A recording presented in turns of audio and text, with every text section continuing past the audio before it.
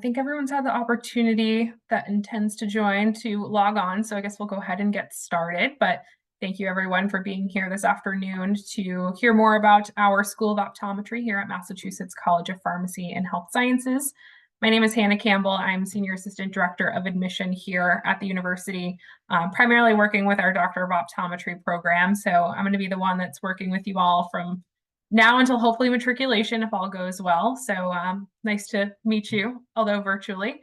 I'm also joined here with one of our current students who will allow to introduce himself.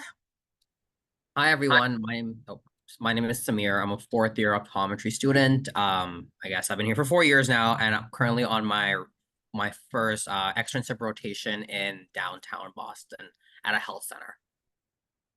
Thanks for being here, Samir. So unfortunately, we did have a faculty member who was scheduled here to help us today, but due to some personal issues, it's just going to be me and Samir. But luckily, we got Samir here, who has been in the program for now, I guess, into his 4th year. So he has a lot of expertise to share with you this afternoon. So we're not only going to talk about the program and the university, but also how you can apply. And we'll finish up with a Q&A session to answer any last questions that you may have. So if you do have any questions, you can feel free to drop them in the Q&A section on your screen, and we'll address them at the end of the presentation. Also note that this is being recorded. So if you do need to log out before the end of the presentation, I am going to be distributing the recording next week to everyone who registered. So rest assured, I'll make sure that you get a copy of it to listen back at later on. So without further ado, we'll get things started. So just starting with some basic information about MCPHS, we are a healthcare specific university, of course, hence our name. We offer over 100 programs in healthcare and health sciences. So that really is our specialty, our bread and butter here. With that, we've been around for quite a long time. We just celebrated our 200th year anniversary just last year. So we started just as a pharmacy school back in 1823 and have seen a significant amount of growth in that 200-year span, I guess 201 years now. So we are actually the oldest institution for higher education in Boston, which is a big title to hold. A lot of times that's confused with Harvard because people don't really know the difference between Boston and Cambridge, Massachusetts, which is just between the Charles River. But lucky for us, we get to hold that title. And these days, our Boston campus is more so our undergraduate campus, although we do have a couple of grad programs there. But what is more relevant to you guys is our Worcester, Massachusetts campus. We do also have a Manchester, New Hampshire campus as well. Both Worcester and Manchester are our professional phased campuses. So we have mostly grad students that belong to those areas. And finally, we really pride ourselves on maintaining clinical affiliations with some of the leading medical institutions in the nation. So when it does come time to choosing your externship sites, you really are going to have no shortage of options. Although we're mainly focused within the Northeast, we do have sites that extend as far west as California and even rural Alaska, and as far south as Texas and Florida. So we'll talk a little bit more about that later on. So I did talk a little bit about, just to give a brief intro to our locations, but again, we have Boston, which is our flagship campus, where you can find the majority of our undergraduate students, although we have some graduate students in pharmacy and physician assistant studies and public health. But like I said, Worcester, Massachusetts is going to be the campus that we're going to be talking about for the most part today, given that our optometry program does take place out of here. But it's also important to mention that we do have an online campus per se, where we do have a lot of great continuing education degree programs. So if you're looking to pair your optometry degree with, say, a Master of Public Health or an MBA in Healthcare Management, we have some great ways that you can, use these degrees to help leverage your career for whatever you're looking to do in the future. So talking a bit more about Worcester, that's how you pronounce that word. If you speak to a local around here, you may hear it referred to as Worcester. With the Boston accent, we tend to drop the ER and add an AH instead. So Worcester is just about 45 minutes outside of the city of Boston. We are the second largest city in New England, of course, behind Boston. So very much still the metropolitan Boston area, A lot of healthcare opportunities really close by to campus. There's literally St. Vincent's Hospital that's visible to our front steps. We also have UMass Memorial Medical Center just down the street, which is more relevant to our optometry students because they do have an ophthalmology program there. We'll refer some of our more complex patient cases over to them, and some of our students have even participated in research down there at UMass. So some great opportunities just in our backyard. But I'd love to pass it over to Samir to get his perspective on Worcester because he is not a Worcester native himself. Could you talk a little bit about your transition to the city and maybe what kind of things you like to do in the city when you have some free time? Yeah, so I'm actually originally from Canada. So when I first came to MCPHS, I guess a little over 3.5 years-ish.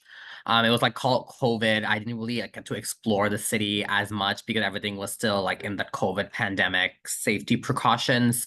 But throughout my few years here, I actually enjoyed it pretty much. It's a growing city for sure. And all cities have like their ups and downs, but overall, it's been a great experience living in Worcester.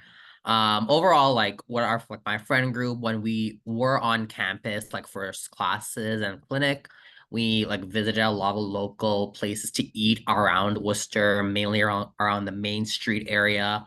There's also like a bar arcade, literally like our neighbors across the street, which is pretty fun thing to do like in the evenings because they're open pretty late and they have like a great bar food and arcade games. Other than that, like we've visited like local areas within Worcester, some neighboring cities here and there, but overall, it's a great place. And when we do have their free time, or when you do have their free time, it's great to check it out and just to see like what central Massachusetts really is like. Absolutely. There is a lot of fun stuff to do when you have the free time, as Samir emphasized. So this is a busy program, but when you have the opportunity to, spread your wings a bit more, we do have a lot of entertainment that comes into the city. We really border a lot of the major entertainment spots nearby. So if you're looking to see like a Broadway show, you can go to the Hanover Theater or a symphony orchestra at Mechanics Hall or an indie band at the Worcester Palladium. And we also have the DCU Center, which has a ton of big touring acts.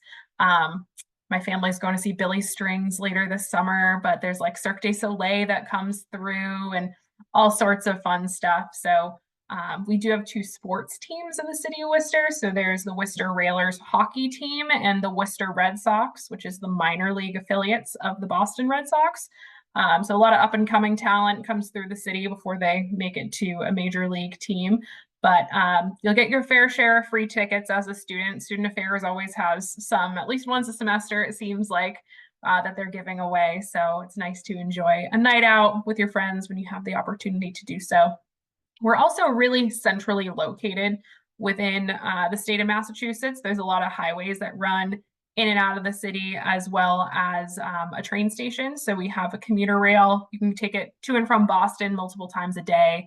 There's also like an Amtrak that runs directly to New York City and back. Samir, I think you're kind of a good example of how good the public transportation is because Samir is able to organize all of his externships without even having to bring a car to campus, which has been pretty impressive, I would say. How's that been for you? So biggest thing was trying to find like the timings that made sense with when we had to be at our externship site. So most like my first two are both in Boston while we're living in Worcester. They both start at 7:45. I'm literally at the front step by 7:30. So it works out in a sense. It's good throughout the weekdays because we are taking an express train from like Worcester all the way to downtown Boston. It only makes a few stops here and there. So it's a quicker trip. And then from downtown Boston, I just take the local subway, the T, to get to my clinic. But so far, it's been reliable enough. Here and there, it can be kind of delayed, but I didn't want to get a car, so this was my next best option. And it is possible. You don't have to necessarily have a car. Samir is proof of that. All right. So, one unique feature that we do have on our campus is the opportunity to live on campus. And again, Samir, you're a great model for this too, because you have been able to live on campus for, what will be all 4 years of the optometry program. We do have 5 different residential options here, everything from studios and 1 bedrooms all the way up to 6 bedroom apartments. So when I say 6 bedroom apartment, rest assured you're going to have your own room no matter where you choose to live on campus. Again, this is mostly a graduate level campus, so we're not going to put you in a forced triple type of situation that you may have faced in undergrad. Everyone here has their own space when they do choose to live on campus. But this is a great thing to offer, especially when so many of our students come from outside of New England and even outside of the US. About 1/3 of our population does come from Canada. So it's nice to be able to offer, a soft spot to land once you make it here to Worcester. A lot of students do take this up on this offer for at least the first year while they kind of get their bearings in the city. But I would say, Samir, you live at one of the more common areas for optometry students. Would you talk to us a little bit about Lincoln Square? Yeah, so actually in undergrad, I didn't really stay on campus. I commuted only because I was 15 minutes away. So here I had to find a place to stay. And my biggest thing that I was looking for is to have my own place and my own bathroom. I didn't mind sharing anything else. Those 2 things I wanted for sure. So choosing 10 Lincoln Square was kind of like my top ranking choice at the time, and it still is. Honestly, it's very convenient because most of my classes and labs and clinics were in the same building. I think over the past 3 years I've had one class elsewhere, and that was probably taking a final exam. You do get your own place, furnished to like the basic standards. You get your own bathroom. You do share a kitchen on the 9th floor with the other residents of the building, but at the end of the day, it's not as bad as people may think it is. However, some people are more so into looking to cook on their own, having no restrictions. So then those people may have to look for places to have their own kitchens within their apartment. Again, it all kind of depends on your own lifestyle and what you are ultimately looking for. But rest assured, like most people who choose to put their top choices have gotten their top choices. I haven't heard of anyone who has not gotten their top choice in the lottery system. Yeah, so like you said, there's something for everyone, really. So 5 different residential options, lots of different styles to choose from, whether you're looking for something in the same building where your classes take place, so you can roll out of bed and head to class without even having to take a step outside, or something that feels more like you're in a neighborhood style setting, a little bit off campus. So if you're looking for some more content about our housing options in particular, our YouTube channel, MCPHS TV, has a good breakdown of like mini tours of these different spaces. So I'd encourage you to take a look there. So next we're going to touch on something that's really part of the university's mission here, which is interprofessional education, IPE. So this is a snapshot of all the different all the different programs that we offer here in Worcester, along with our optometry program.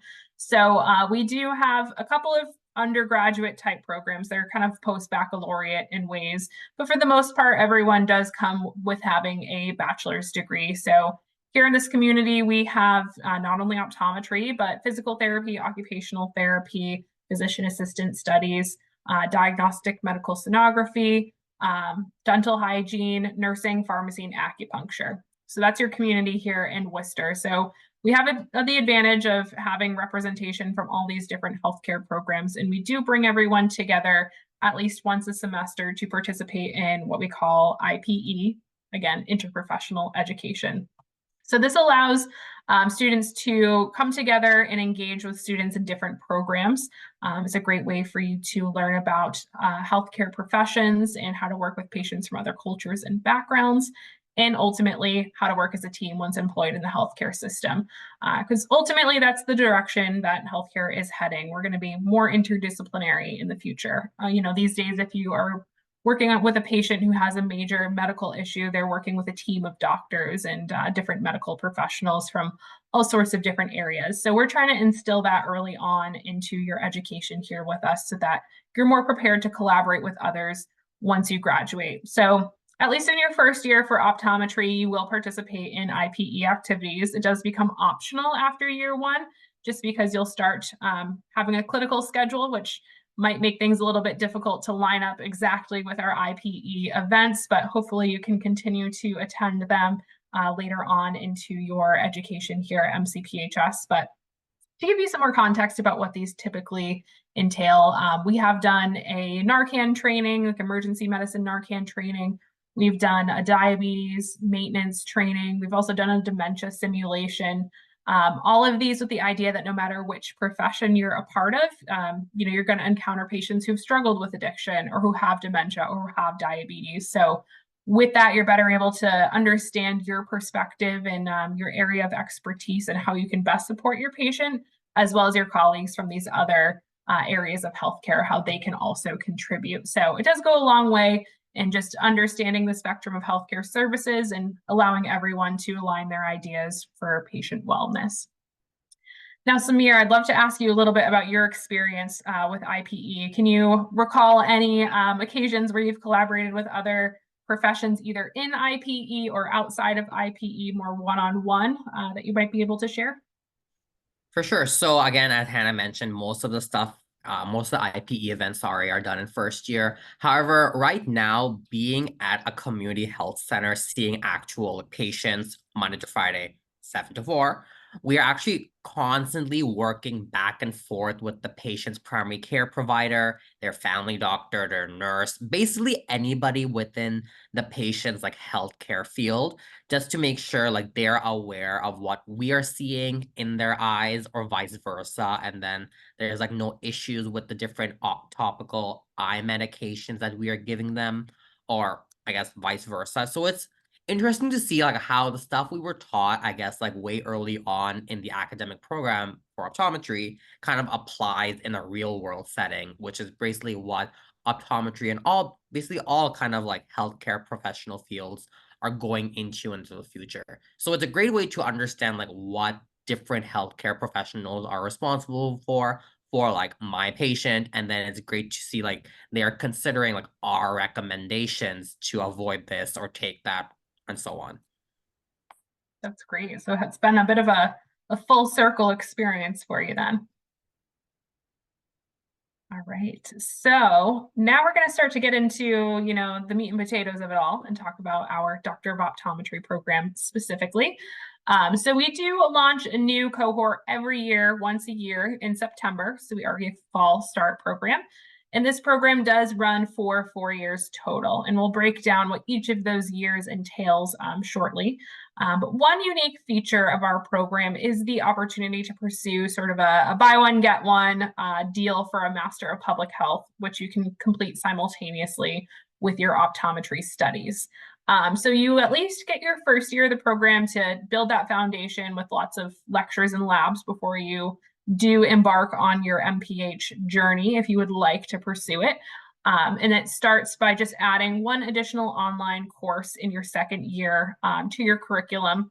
And it is an asynchronous online course. So you'll usually get your assignments on Monday and have until like Sunday at midnight to submit everything. So it does give you good flexibility to put your optometry studies first and then focus on, whatever else you have left for your MPH at the end of the week or whatnot.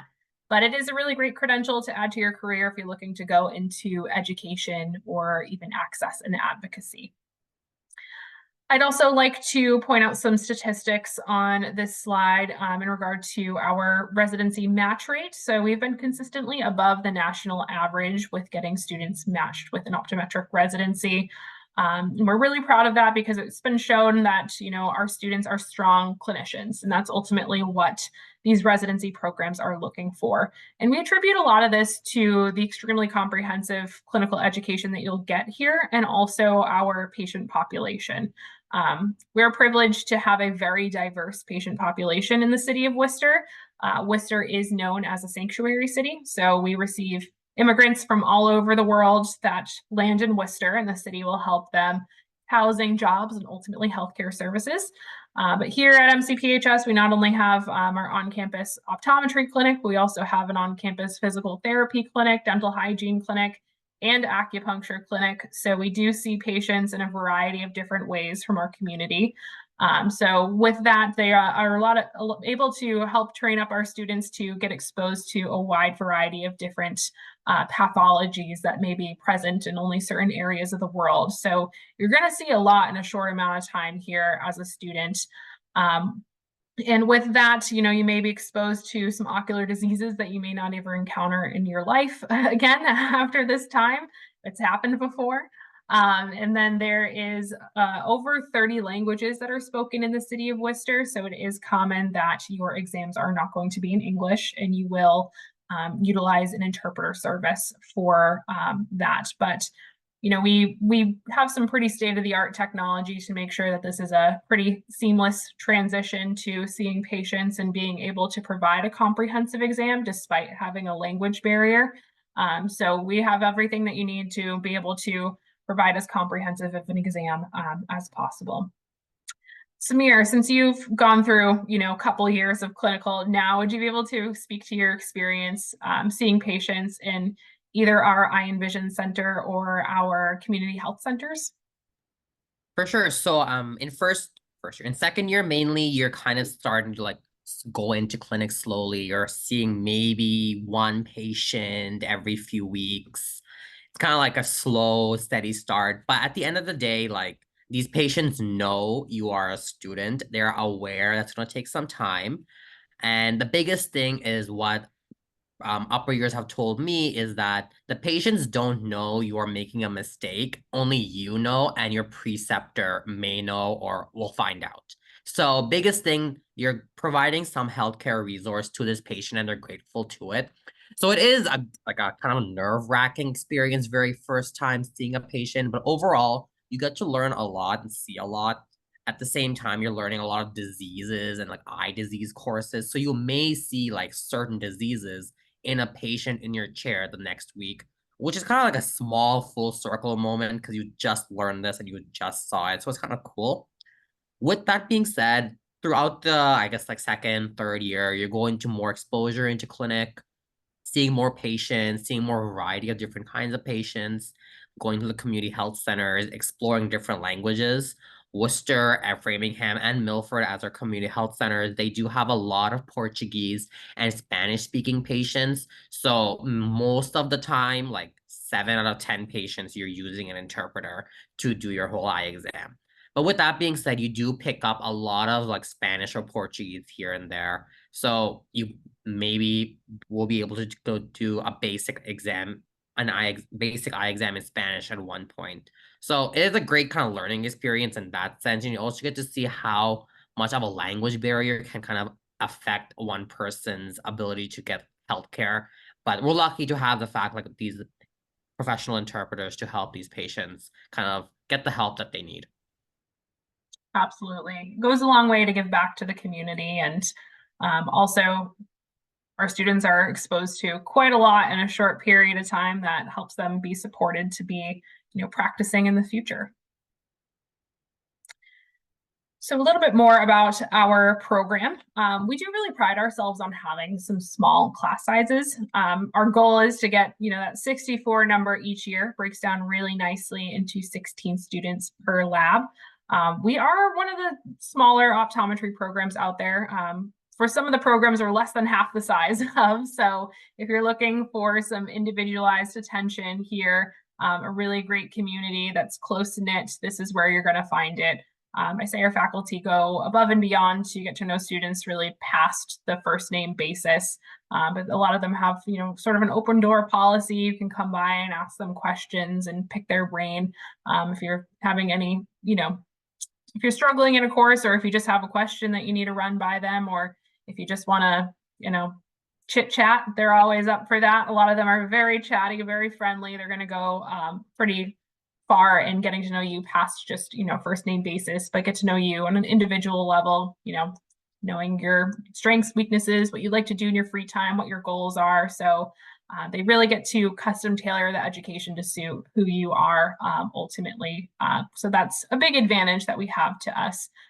We do also have a lot of support services in place for students as well outside of our faculty. So we do have our Center for Academic Success and Enrichment that students can utilize. So if you are struggling in a course, there's both peer tutors and counselors that are on campus to help you if you need them. The peer tutors are hired by the university, upperclassmen, students in the program. So it's nice to have that available to you so that you can pick their brain as someone who's gone through the program before, can talk to you as a student perspective to really get those gears turning and hopefully get things clicking. So it's definitely free to utilize CASE, and Stellar Academics can get paid to provide tutoring services in the future if all is going well, of course. And we do also have career services available and counseling services, again, free for all of our students. So next we are going to touch on each year of the program, kind of going into detail of what that will ultimately entail. So Samir, would you mind kind of giving us a breakdown of what students can expect as they go through all 4 years of this program? For sure. So in first year, you're kind of like learning the basics, getting a great foundation of like the basic anatomy, physiology, everything about the eye, the human body, optics, a lot of optics, and then a lot of lab. Basically, you're kind of like slowly learning the small portions on how to start and complete an eye exam with like the basic entrance testing that you may do. And then you're in the lab a lot. So you're basically in the lab at least like twice a week, evenings, weekends, practicing these skills. And then later on, you kind of learn more parts of the eye exam in your lab and methods classes.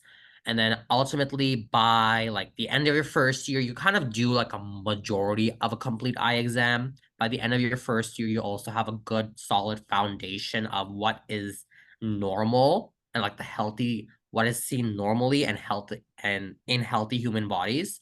And then later on in second year, you're starting to see going into clinics, seeing patients, and this is where you actually learn the diseases of the human body and of the eye. So it's great how the school kind of structures our curriculum. You're first taught what is normal, and then you're first taught what is abnormal, because you're ideally practicing on your classmates, your friends, like any students in the optometry program. And these students are very likely healthy and have like normal eye conditions. So it's very rare to see like any kind of like disease states, pathologies in these patients' eyes. So it's a great way how the school structures our program.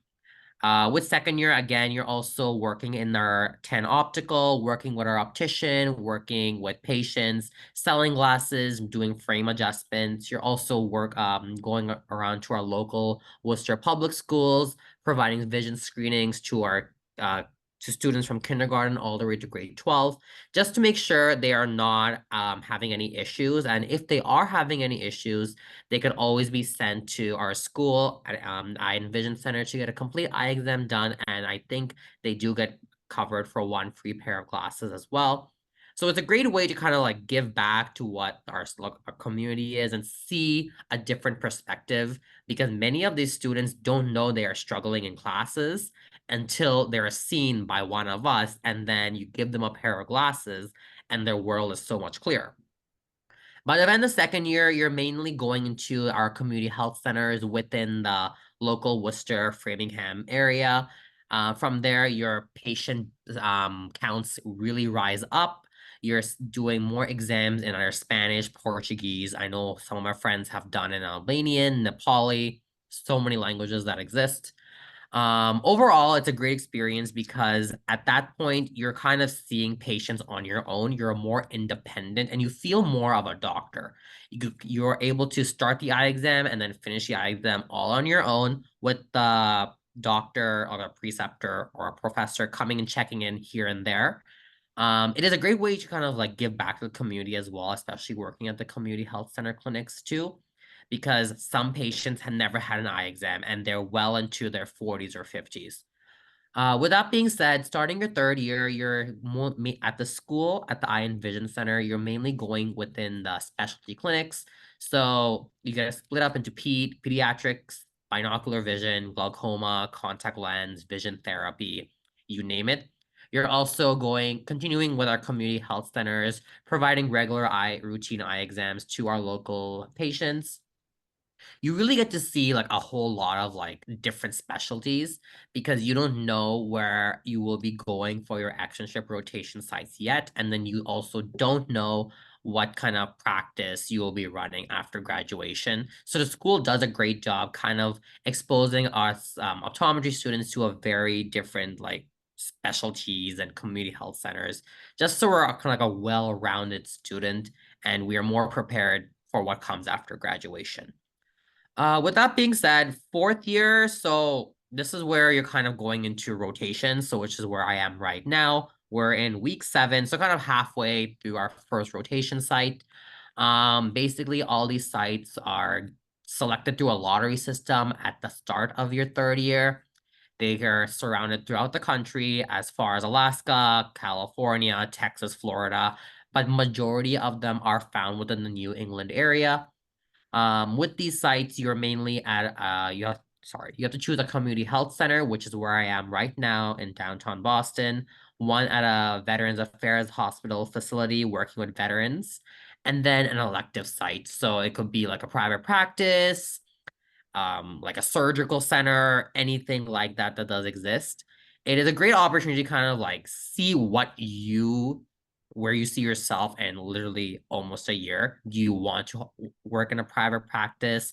Do you want to work with ophthalmologists? Do you want to work at a community health center? Or if you want to work at a school, it's a great way to kind of experience different modalities of optometry in your fourth year. At the same time, you're kind of preparing for the other portions of the national boards. So you take part 1 of national boards in your third year, and then you take part 2 and part 3 of the national boards throughout the fourth year uh, school year. And then you're also kind of working on a capstone project. Basically, at the end of each rotation site, you have to come up with a few patient cases to present to your classmates. It's like interesting cases, something that's maybe different, something you probably want to make aware of to your classmates. And then all at the same time, residency applications do open up, I think, in the second rotation, starting in September. This is where, again, as we mentioned, it's a 1-year optional residency program. But if you do see yourself in academia, patient education, anything like that, a residency is a great way to kind of see more patients and see more different things in 1 year. And that's, I guess, it so far. Thank you so much. That was awesome. I appreciate that. Extremely comprehensive overview by Samir. So next I want to tell you a little bit more about all the different amenities and facilities that we have here on campus. So I know that you're attending virtually right now, but if you do want the opportunity in the future to see some of our spaces yourself, we do offer on-campus tours on a pretty regular basis. So I'll make sure that I share the link to our tour calendar at the end of this presentation. But in terms of our optometry facilities, we do have our on-campus Eye and Vision Center, where we serve members of the community. We also have an optical store in that same building. So everything for optometry does happen in a singular building, which is 10 Lincoln Square. We do also have 3 off-campus community health centers, which Samir kind of talked about briefly, but one is in Framingham, one is in Milford, and one is in Worcester. So those are all within like, what did you say, like 40 minutes from Worcester? Yeah, give or take. So close by, but also serving members of the Worcester County community there. We do have pre-clinic facilities available for students to practice their skills in. Those are open 24/7. So if you're someone who, does well studying or practicing skills through all hours of the night, you could do that. I don't know if it's recommended, but it is available for you. And then we also have some other lab spaces that really help you, really hone in on some of those skills too. So we have our VR Magic Bionocular Indirect Ophthalmoscopy Simulation Lab, which allows you to practice VIO in a simulated setting. Typically, you have to have someone with dilated eyes in front of you to practice that skill, but at least with this, you can go in at any time and practice it in a virtual reality setting. And it does use real imaging, so everything tracks pretty closely when you're seeing a patient in the flesh.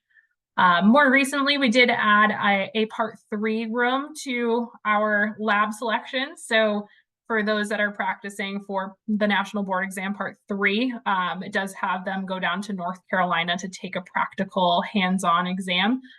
We have all the same exact equipment that they have there in North Carolina set up in a private room. So we can run through students through practice exams, give them feedback on their performance, allow them to hone in on anything that they may need to brush up on before preparing to take that exam for real. So it's nice to be able to really minimize the margin for error at that. People are feeling a lot more confident about part 3 since we've implemented that room specifically. So we do have research opportunities available to students, and I do wish Dr. Beish could have joined us today because he's really our expert on all things research. But if anyone is interested in learning more about research, I would be happy to put you in touch with him to speak more one-on-one. But all of our faculty members, to some extent, do participate in research. They are staying up to date on the latest trends and technology in healthcare, and MCPHS is often a clinical site to kind of pioneer some new technology that is, coming into the field. We are a site that is currently using a prism lens for our low vision patients to kind of expand their field of vision. That's what Dr. DeLiso is currently working on. They just actually did a nice article about her in the MCPHS news. So if you're looking to read more about that, you can certainly take a look there. But we can pair students with a faculty member to kind of partner on the research that they are currently conducting. We do also have that partnership with UMass Memorial Medical Center just down the street from us. I'm told they have mouse models that have different retinal diseases. So our students have been able to join in on that research, and some have even presented posters in the past. Now, Samir, I'm going to just throw you a random question, but have you ever participated in much research while you've been a student here?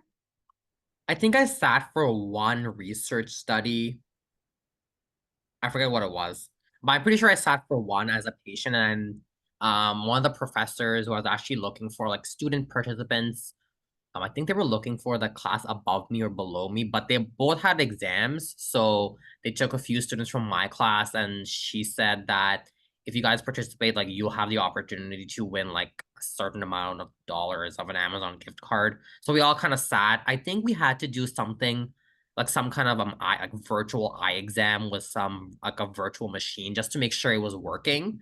But it was more so not research, but kind of like a trial and error to see if it was working for her research. So there's a lot of stuff going on in the background. It's not just school. Research does happen if you are interested. You can always reach out to any of the professors at our school. Absolutely. Research is totally optional part of, attending this program.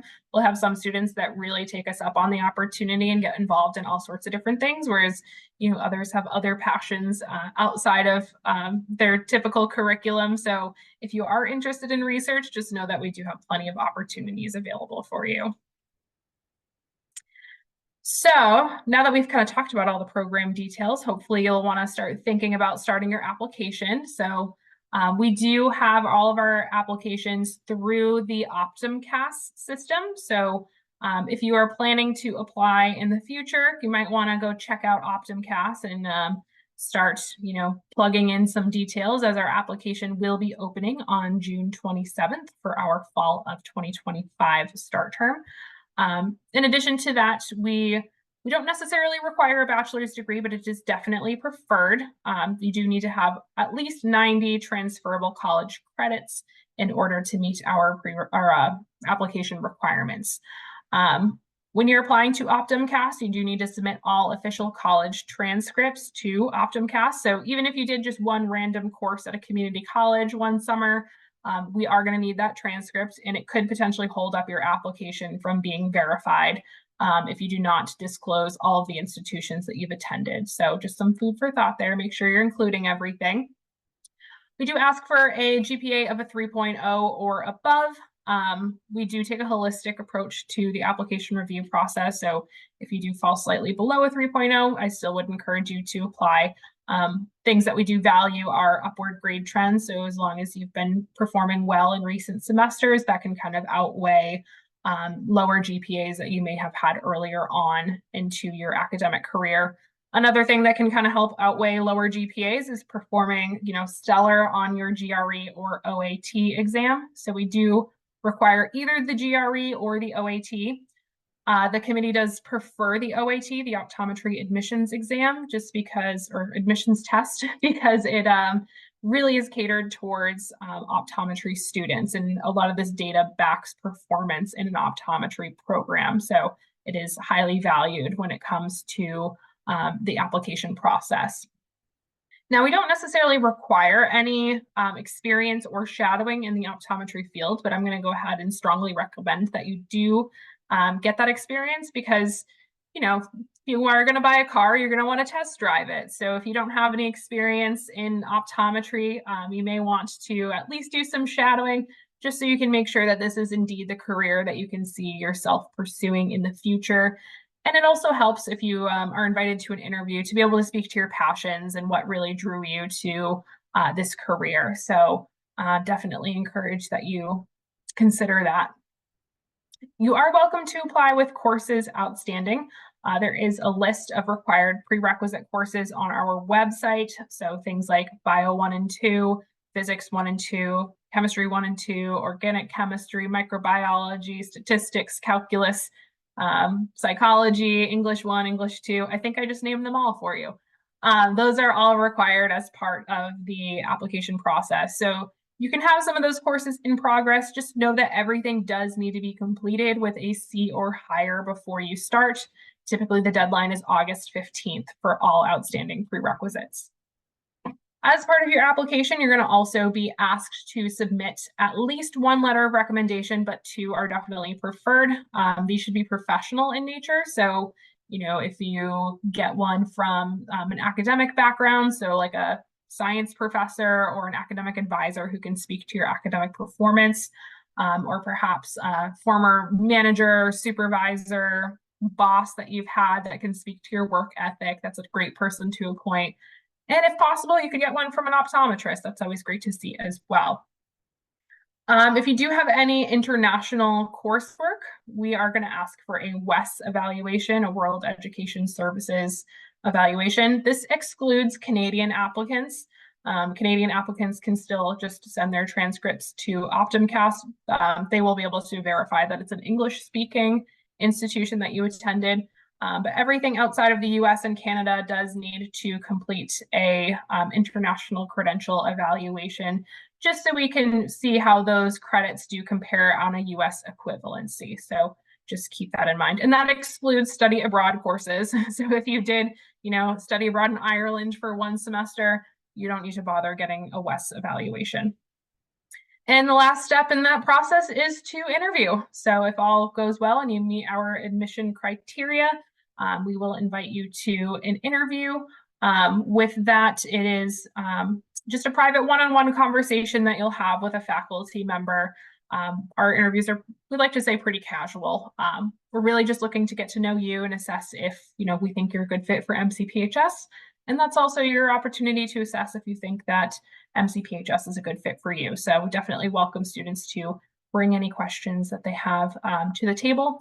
We offer both in-person interviews and virtual interviews. So we'll start conducting interviews in September. One thing I don't think I went into detail on that I should have is more about those test scores. So we do like to see the 50th percentile range for those scores.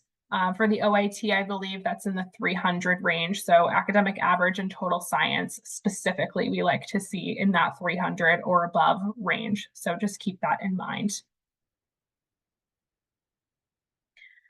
So some additional details for you guys about applying. If there's one thing I can emphasize, it's to apply early. Our spots are limited. Again, we only have 64 seats. I get hundreds of applications each cycle. So as we get later into the admission cycles, those seats are really limited. So definitely apply sooner rather than later. That doesn't mean you need to apply as soon as the application cycle opens, but maybe think about submitting your application before the end of the fall semester or early spring at the least. So some important dates to keep in mind. Again, June 27th, that application opens for the fall of 2025 start term, and the deadline for your application will be May 1st of 2025. So you do have quite a few months to work on that application and get everything submitted. And as we're reviewing applications, what we're really going to consider is your cumulative GPA, your prerequisite GPA. The cumulative GPA is something that OptumCAS will calculate themselves.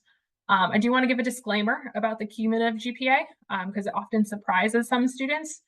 If you've repeated any coursework, say you had a D in Physics 1 and you repeated it for an A, that D is still going to be included in your cumulative GPA. So you may think that your GPA is a lot higher than it actually will appear by OptumCAS calculation because it may be omitting some lower grades or repeated grades that your institution chose to exclude from the GPA calculation. So do keep that in mind, just so there's no surprises there. But we are going to consider that cumulative GPA as part of the review process. Now, your prerequisite GPA is something that we calculate ourselves, and we do take the highest grade earned in whichever prerequisite we happen to be matching at that point. So say you took 3 English courses and there was, 2 A's and a B in them, we would take the 2 courses with the A's just to help weigh keep your prerequisite GPA the strongest. We also like to see that you're actually interested in this program and know a bit about not only MCPHS, but about optometry. So there's going to be some supplemental questions as part of the application, and we do value your responses to them. So please try not to give one-word answers on some of these questions.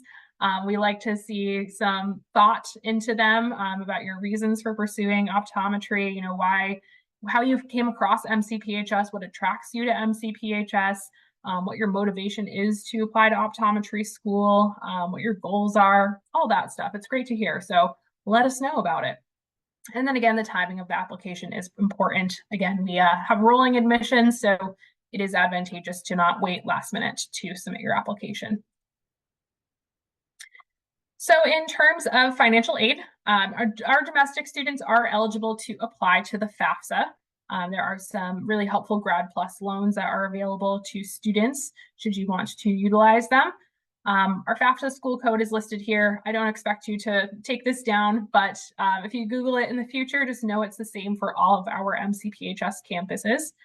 And if you are a international student, particularly those from Canada, we do have an international admission counselor, Krista Levac, who predominantly works with our Canadian students. So if you do hail from Canada, she's an excellent resource when it comes to funding and bank loans and all of that stuff. So if you're not already in contact with Krista, I'd be happy to put you guys in touch. So feel free to reach out to me if you would like to make her acquaintance. Now, for all students that apply for this program and everyone that's admitted into this program, we do have merit awards available for you. So those will be available when you get your acceptance. This past year, we gave awards up to $12,000 a year. And then we give up to $15,000 a year for our Canadian applicants just due to the exchange rate. We have not set these numbers for the fall of 2025 cycle yet, but I imagine they'll be somewhat similar. So everyone is eligible for a merit award. They are typically GPA based, so just keep that in mind. But we understand that going to graduate school is a huge commitment, but we're here to help you out. So if there's something that we can do to make this all possible for you, we have a wonderful student financial services team that's happy to chat with you about all things finances, best practices for financing your education, what a breakdown of this program is slated to cost you on like a year-to-year, semester-to-semester basis. So I would definitely encourage you to connect with them when you do have that opportunity, once you're applying, of course. So that really wraps up our presentation for today. So if anyone has any remaining questions, now's a great time to drop them in the Q&A box. But while we're waiting for those to roll in, I want to share a couple of links with you guys that are on the slide. I'm actually copying and pasting this whole slide into the chat so you can take this with you. We have a really great up and coming event that I'd encourage you to consider.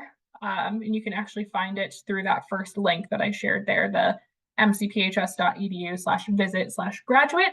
That's going to take you to our our visit page where you can find the links to our campus tour. And you can also find a link to our upcoming open house. So we have a summer open house. It's going to be Thursday, July 11th from 5 to 7:30. So it is a weekday evening, but it ends in a barbecue. So if you want a free meal and to hear more from students like Samir and some of our faculty members, we definitely invite you to join us there. So that link is available on our visit page. We do have a virtual tour available as well. So if you want to click around and just get an idea of our campus, you can certainly do that. I wouldn't say it's the most comprehensive for all things optometry, but our YouTube channel has some more great content on our optometry programs specifically. So you can check those out at MCPHS TV and at MCPHS Admissions. And then I included my contact info. I do recognize a couple of the names that are here today. So if we have not yet had the chance to make each other's acquaintance, you can feel free to take down my email and phone number. I do also offer individual appointments if you wanted to talk about your own candidacy for a future optometry application. So feel free to take me up on that offer. All right. So I have a couple of questions that have come through. A couple questions about tuition and fees. So I'm actually going to open that up on our website so I can show you guys where you can find that directly. Let me see.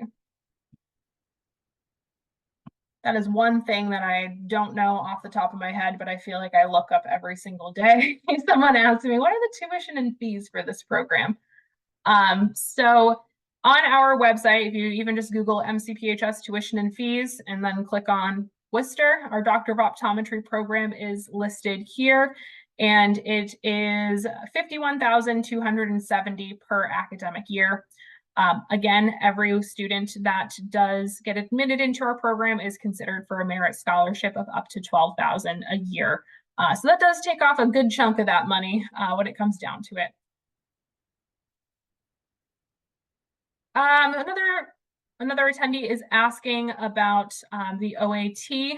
If you do score slightly below a 300, I'd still encourage you to apply to the program. Typically for students who have scored under a 300, you're going to want to make sure that you have a decent GPA.